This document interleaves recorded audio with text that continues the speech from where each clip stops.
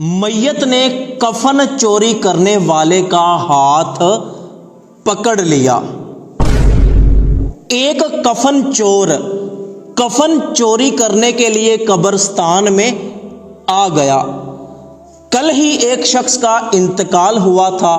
कफन चोर ने जनाजे के वक्त उसकी कब्र देख ली थी। अब ये कफन चोर दोपहर के वक्त उसकी नई बनी हुई कब्र पर पहुंच गया कि आज मैं इसका कफन चोरी करके बेच दूंगा। उसने कफन चोरी करने के इरादे से कब्र को जल्दी जल्दी खोदना शुरू कर दिया। उसे डर भी था कि कहीं कोई कब्रिस्तान में ना आ जाए। वो इधर उधर भी देखता रहा।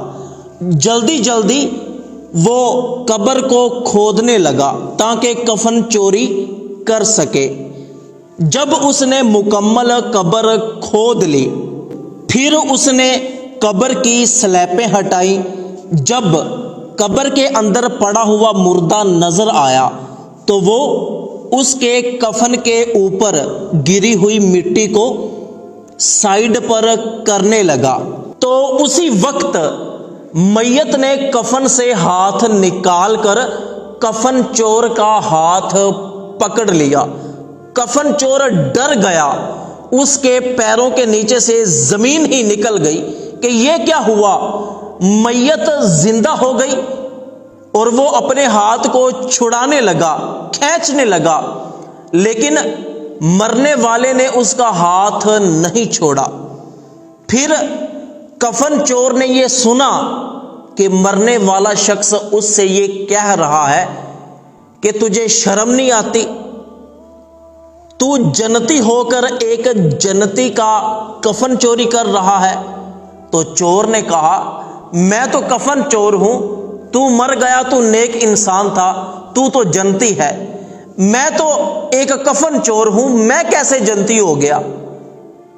तो मैयत ने कहा कि जिस बंदे ने मेरा जनाजा पढ़ा था अल्लाह पाक ने सबको बख्श दिया है, तो तूने भी मेरा जनाजा पढ़ा है, इसलिए तू भी जन्नती हो गया।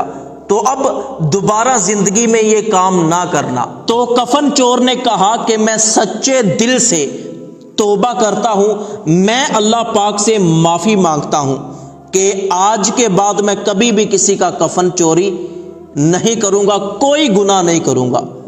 तो इसके बाद उस कफन चोर ने उसी तरह उसका हाथ कफन के अंदर रख कर उसके ऊपर मिट्टी डालना शुरू कर दी।